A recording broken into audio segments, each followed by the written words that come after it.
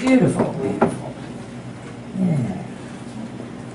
And next up, we have a lady who has been around New Westminster for a while. And actually what she did, one thing I haven't got mentioned in here, but I must tell you, Royal City Poets, the last two Royal City Poets. She has a radio show in Vancouver, and she read a bunch of selected poems from each poet in the book on her radio show. So that was really great.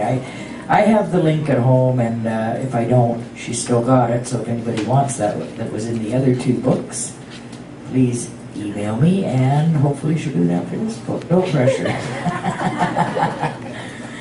It is Kathleen Tonnessen. She is a poet and primarily a painter, and she's carved a professional career as a working artist since 1990, having performed in numerous theatrical plays and also worked as a painter of theater sets. She appreciates in and thinks and specializes in large-scale artworks, including sculptures and murals. Her delight is extended into writing, poetry, caricatures, book illustrations, and cartoons. She is a regular host on Co-op Radio's The Storytelling Show, and she actually did our poetry on the storytelling, because really each poem does tell its own little story. Thank you so much, Kathleen. Please come up and read for us.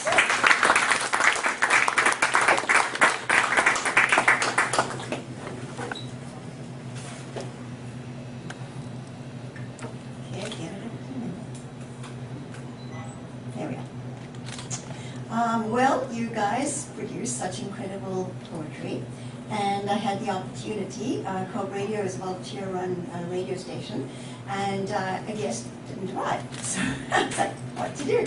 And so I picked up the Royal City Poets book, and I thought, well, there you go.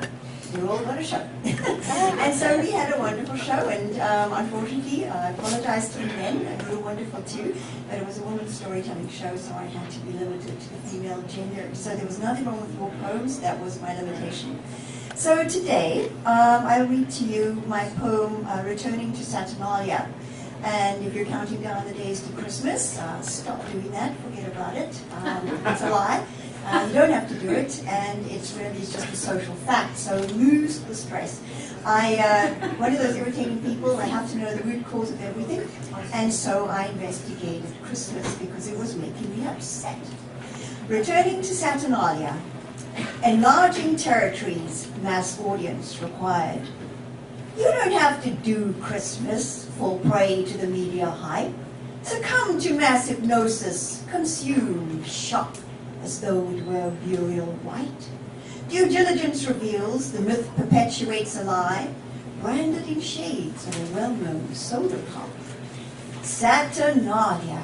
How far have we really come from the root of this event? Or have we ever even strayed from our Roman pagan seductions?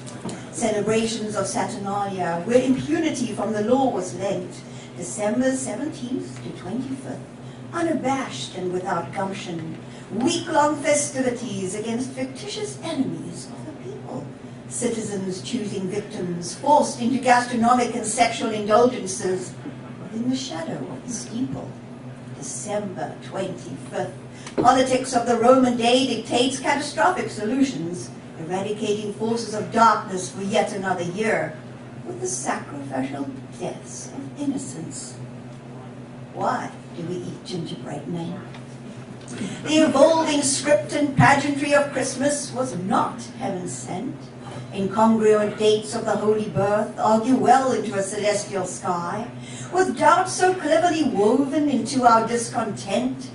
Monk Dionysius Exegus said Jesus' birth at 754 AUC. Did he lie? New Testament Luke, verse 1.5 in 750 AUC. The De Pascha Computus hails the birth on March 28. Bishop Clement of Alexandria stands firm at November 18.